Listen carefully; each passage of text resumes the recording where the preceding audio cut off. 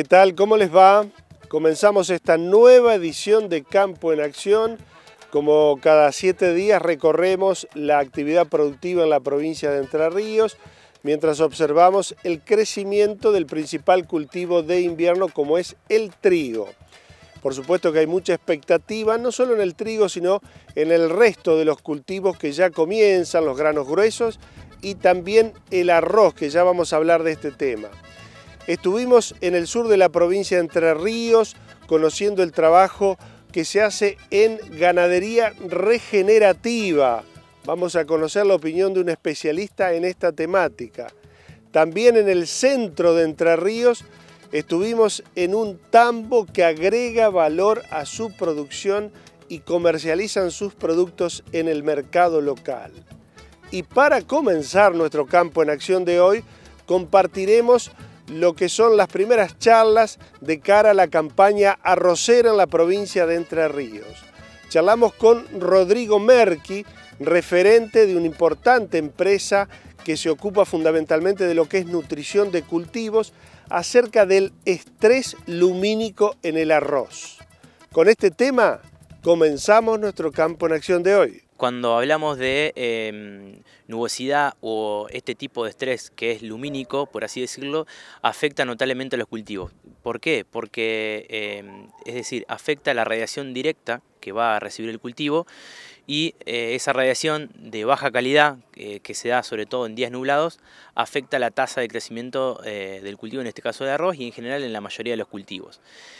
Para este tipo de situaciones y dependiendo en el periodo en el que repercuta o se dé en el cultivo, va a tener más o menor impacto en el rendimiento. Por ejemplo, está demostrado que en condiciones de estados fenológicos de antesis o llenado de granos, los días nublados repercuten enormemente en el rendimiento final que vamos a tener en el cultivo de arroz.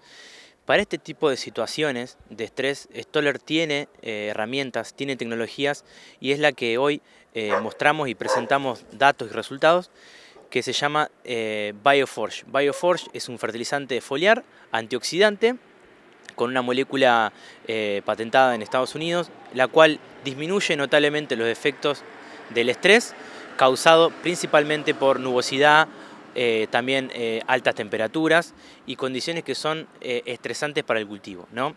Si tuviéramos que dar una definición de un antioxidante, ¿qué sería y cómo actúa en la planta?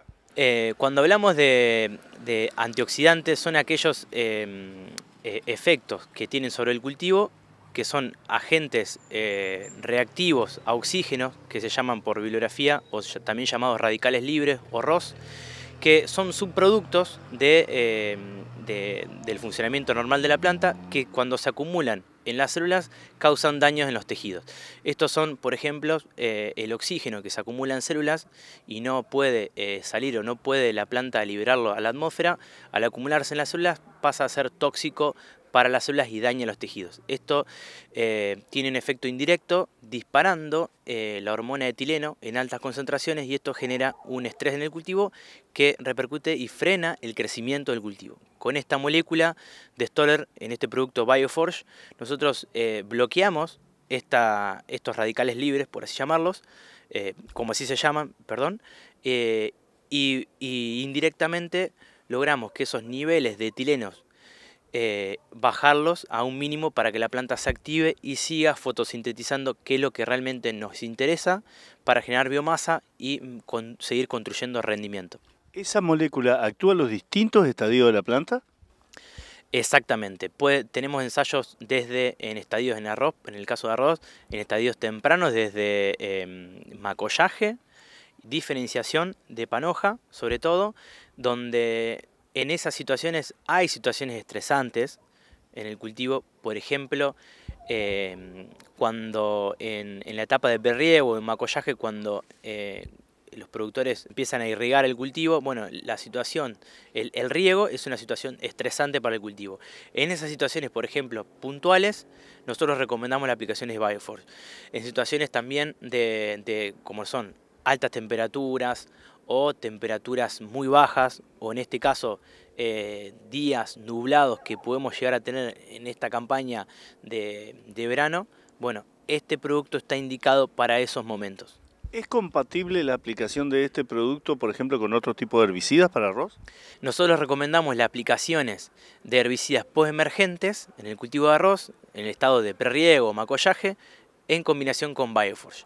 Esto, muchas veces los herbicidas que tienen efecto selectivo, ¿no?, que funcionan selectivamente, muchas veces causan detenimiento, clorosis o hasta veces mortandad de plantas. Bueno, nosotros con ensayos demostramos que combinando el herbicida postemergente y Bioforge mitigamos estos efectos de fitotoxicidad por herbicida postemergente y tenemos una muy buena respuesta con respecto al rendimiento, ¿no? Me imagino que con la diferencia climática que va a haber esta campaña con respecto a la anterior, se van a seguir desarrollando una serie de ensayos para ver la optimización de estos productos. Así es.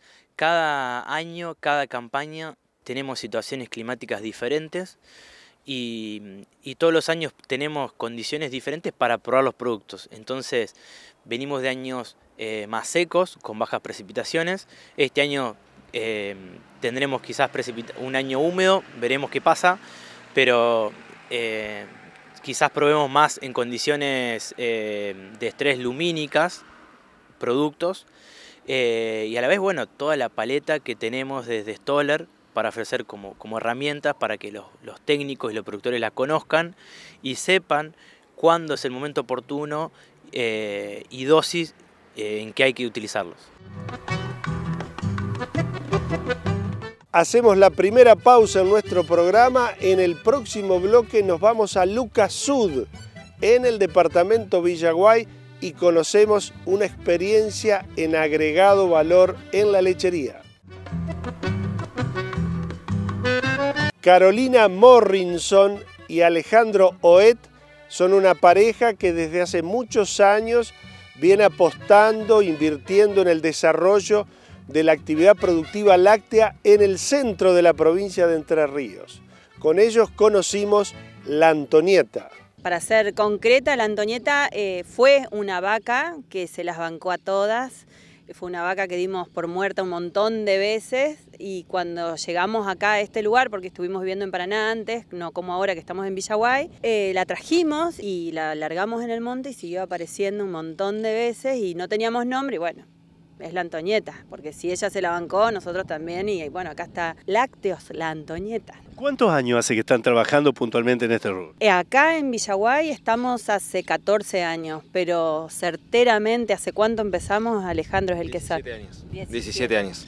Un tambo que básicamente, ¿cuál es el planteo productivo inicial y en qué derivó hasta la actualidad? Empezamos produciendo leche en Paraná, cuando nos mudamos a Villaguay, seguimos produciendo leche y bueno, por cuestiones comerciales de que no había quien lleve leche ya, empezamos a elaborar quesos. Todo de elaboración propia.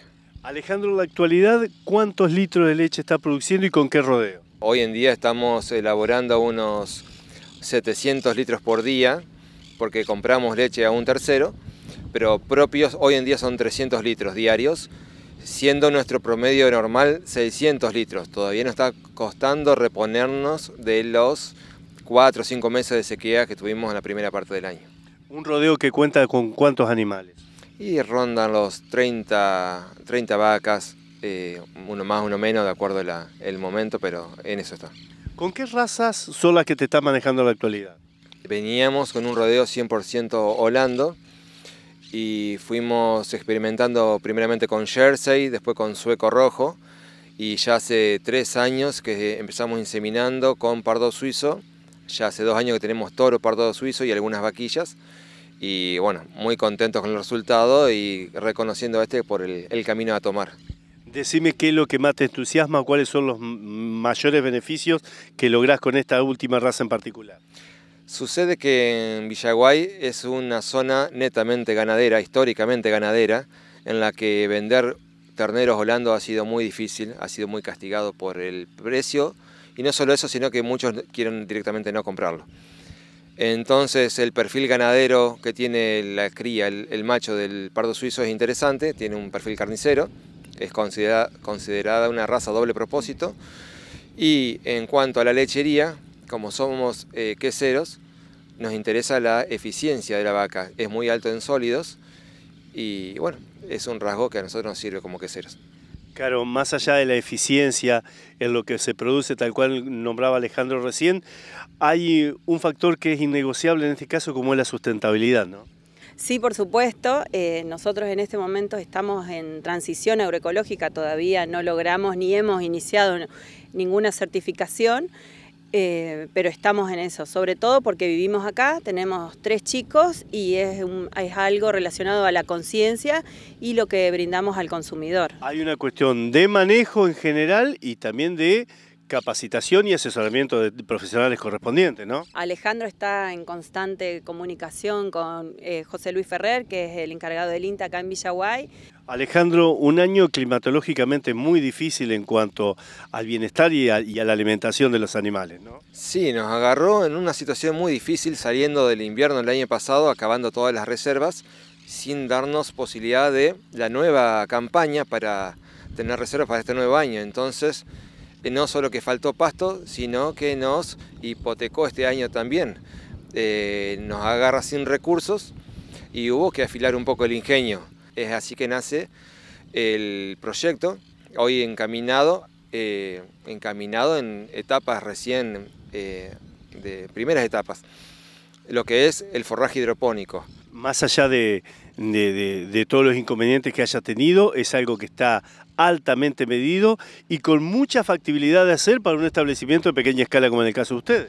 Totalmente, totalmente. Por eso es que lo encaramos, no antes sin averiguar en otros productores que lo venían realizando, en un hombre de Misiones que lo hace, vimos personas en Chaco que lo hacen para Fildot, hicimos unas pruebas chicas acá, dio buen resultado, entonces nos dio seguridad para encararlo. Y bueno, significa tener pasto en poco tiempo, todos los días, con una inversión mucho menor a cualquiera comparativamente con un silo o la implantación de un maíz, por ejemplo.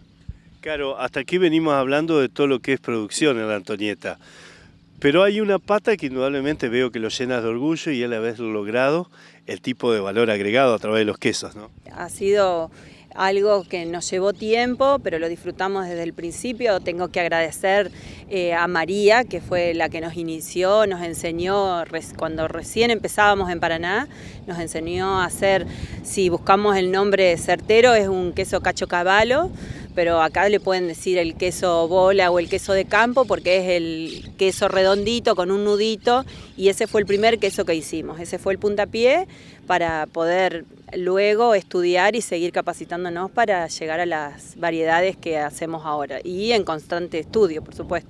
Contanos en la actualidad cuántos tipos de queso realizan y de qué tipo. Como base y lo que mantiene la actividad es el barra o tibo, como se comercializa, el sardo, holanda, gouda, pategras solamente por pedido.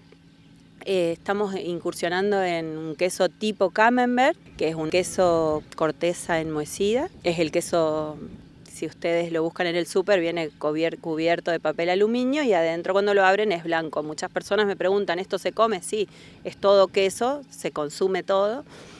Todavía no lo comercializamos a gran escala porque estamos todavía en pruebas, porque la receta que hacemos es la original, digamos, no es una receta estandarizada para que dure en el tiempo, sino que en el transcurso de un mes, 40 días, ya está completamente proteolizado, se dice que es cuando se va poniendo líquido adentro el queso. Y después hacemos también todos los quesos que te nombré, pero en fracciones de medio kilo. Para lograr todo esto, indudablemente hay una capacitación y un esfuerzo detrás que es digno de destacar. Como se inició fue Alejandro, que él dijo, yo quiero aprender cuando arrancamos con el tambo, y él fue el que primero comenzó. Siguió siempre él, y después seguimos asesorándonos con ingenieros de Agrolac y ingenieros de la familia que nos iban ayudando. Y el año pasado, gracias a Ana Niño, nos enteramos de una diplomatura que brinda la UNER. Ella nos había realizado una entrevista, por eso seguimos en contacto. Y desde julio, mediados del año pasado hasta fin de ahora de este año, yo estoy haciendo la diplomatura Fromagelier, se llama, que es una especialización en quesos, que está orientado a, sobre todo, a hacer la difusión quesera, para mejorar, o sea, que el productor pueda expresarlo, mostrarlo, hacer valer lo que tiene y el comprador sepa también lo que está comprando o poder exigir mejor calidad. Alejandro, en base a lo que está diciendo Carolina, aparte de la producción, el trabajo, la capacitación, hay un nuevo punto que también va muy actado a lo mismo, que es la identidad de los quesos, ¿no? Tenemos un queso, una receta propia, lo llamamos el queso Villaguay, es el nombre de la ciudad en la que estamos más cerca. Es un queso de 20 kilos, la horma. Claro, para destacar todo lo que hablamos, pareciera que estábamos hablando de un establecimiento de gran magnitud y no deja de ser tan solo con mucho esfuerzo de una empresa familiar, ¿no? Sí, sí, es totalmente familiar, por supuesto que tenemos ayuda, pero incluso en este momento los quesos los está elaborando el hermano de Alejandro, Mariano. Alejandro es el que pasa todas las indicaciones, por supuesto, y está también involucrado, pero es Mariano el que los está realizando en este momento. Y en eso se basa, la familia primero. Última pausa en nuestro programa. En el tramo final compartimos opiniones de ganadería y de la cría de Hereford.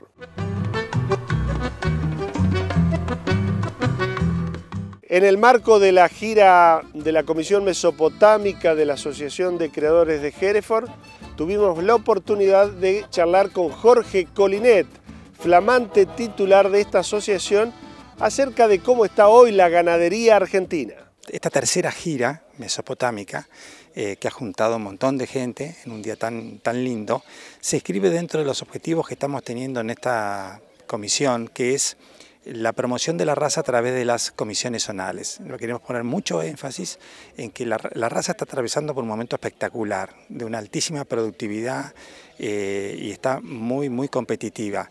Entonces creemos que una de las formas más interesantes que tenemos para promover la raza es a través de las acciones de las subcomisiones zonales.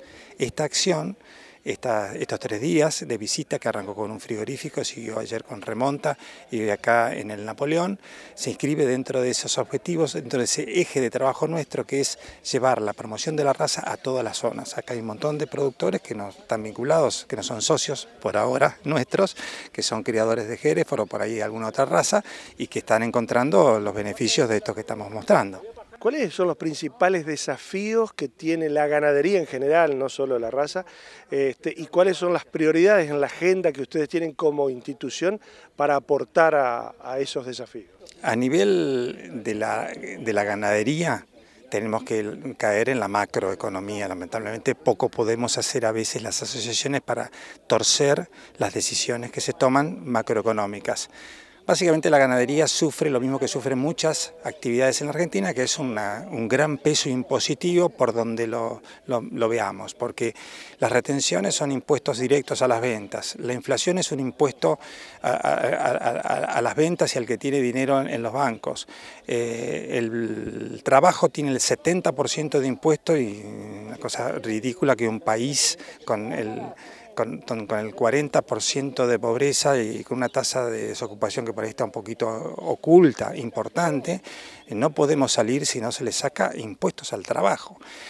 Y bueno, por donde sigas hurgando hay una carga impositiva que nos oprime y que nos impide realizar la inversión tecnológica que nos permitiría aumentar sustancialmente la producción ganadera. Bueno, y en los aspectos ya productivos, digamos, del aporte, ¿cuál sería? En los aportes intraproducción vamos a trabajar o continuamos trabajando fuertemente con nuestros programas de mejoramiento genético. La genética es una de las patas de la competitividad de la ganadería. La genética es fertilidad, la genética es ritmo de crecimiento, la genética es entore de 15 meses, como vimos hoy. La genética es una pata importantísima. En la asociación le compete esa línea. Uno de los 4 ejes nuestros es seguir adelante con todos los programas de mejoramiento genético e inclusive vamos a tratar de darle un empuje importante con algunas ideas que tenemos al pedigree, que también es la cúspide de la pirámide de la genética. Y en el marco de esta jornada también tuvimos la oportunidad de charlar con el ingeniero Daniel Sánchez, especialista que habló sobre ganadería regenerativa. A nivel planetario, el dióxido de carbono está elevándose su concentración en medidas de partes por millón en la atmósfera. Esto en la naturaleza tiene una gran cantidad de años de estabilidad, o tenía estabilidad hasta la revolución industrial. Con estudios que se han hecho en muestras de hielo, han detectado que se mantenía alrededor de las 280 partes por millón el dióxido de carbono. Pero ¿qué es lo que pasa? Cuando aparece el fenómeno de la revolución industrial allá por 1860 más o menos, el dióxido de carbono empezó a estar mucho más en la atmósfera, a consecuencia de que el humano empezó a utilizar los minerales de carbono, sacarlos y transformarlos en fuentes de energía. Pero como consecuencia de esa transformación de energía, el dióxido de carbono iba a la atmósfera, no volvía al suelo. Entonces esa pérdida de dióxido de carbono y ese aumento en la concentración hizo que, sobre todo en la mitad del siglo que pasamos, revolución verde le llamamos, donde todo se acrecentó, sobre todo lo que sean producciones agrícolas y ganaderas, hizo que logarítmicamente creciera el dióxido de carbono. Hoy, por ejemplo, superó las 430 partes por millón. Recuerdan que les mencioné 280 a 430 partes por millón. Estamos muy cerca de un desastre porque todo indica que si la temperatura global del planeta aumenta 1,5 grados en los años que siguen, que son una década, 15 años, no más de eso, esa temperatura global implicaría causas muy catastróficas que ya la estamos viviendo, pero sobre todo se derretirían casi en su totalidad los polos. Esas emisiones de gas invernadero que se hacen, ¿tienen algo de consecuencia producto de nuestra forma de producir? En el sector agropecuario, que es el cual nos toca a nosotros, los gases de efecto invernadero, que son 4 o 5, pero son 3 los bien importantes, como es el dióxido de carbono, que es la medida básica de todo, el metano, que tiene un poder de calentamiento más o menos unas 25 a 30 veces lo del dióxido de carbono, y el óxido de nitroso, que está más cerca de las 300 veces el poder de calentamiento con respecto a una molécula de dióxido. Esos 3 gases, los produce el sector productivo, pero la producción agrícola tiene ineficiencias, y esas ineficiencias son las que deberíamos tratar de corregir un poco para que no sea tanto el escape de dióxido de carbono. Hoy nos encontramos en una reunión con un tema netamente pecuario, básicamente. Y hay una herramienta que es la que usted propone, que es, por ejemplo, ganadería regenerativa. Transitar con animales por determinados sectores, imitando la naturaleza. En este caso imitamos manadas de vaca, manadas de oveja, de caballo, de llamas en la zona norteña, de gallinas o de pollos en algunos lugares. O sea, esas manadas que desaparecieron y que existieron, el hombre cuando trajo la ganadería argentina, lo primero que hizo es poner un alambre de púa y cercó los campos, y entonces no permitió que la vaca se fuera de un sector. Pero bueno, con respecto a las prácticas ganaderas, nosotros lo que proponemos son metodologías donde la ganadería transite con frecuencias de descansos y con periodos de pastoreo.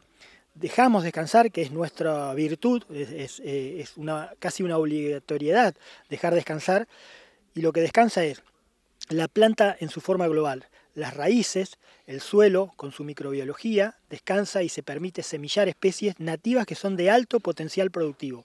El descanso permite que los pastizales naturales expresen su potencial, y el potencial de los pastizales naturales acá y en cualquier lugar es elevadísimo. Lo que pasa es que a veces por cuestiones comerciales indicamos especies exóticas, que son productivas, sí son productivas. Pasa que una especie exótica hay que pagarla, y eso implica, cuando pones un dinero es invertir, pero producir lo mismo que podrías producir tal vez con un pastizal natural. Y si produjese un poco menos, le estamos haciendo un bien al ambiente y a las generaciones futuras. El cuidado que nosotros hacemos sobre los suelos es no pensando en lo inmediato, sino pensando en que esto no podemos dejar un suelo o un ambiente degradado a las generaciones futuras. Entonces hay que hacer todo un trabajo holístico. Llegamos al final de nuestro programa, y para nuestras próximas ediciones compartiremos, como siempre, opiniones de productores, de profesionales acerca de la campaña agrícola de la perspectiva en lo que tiene que ver con la fina y también en la de granos gruesos. Y hablando de granos gruesos, lo que será el Congreso Internacional de Maíz que se va a realizar en la ciudad de Paraná en el mes de septiembre. También vamos a ver fierros en acción. Estuvimos compartiendo una dinámica de sembradoras en el departamento Gualeguaychú. Como siempre, les agradezco mucho que nos elijan cada semana. Nos volvemos a encontrar dentro de 7 días. Por su atención, muchas gracias.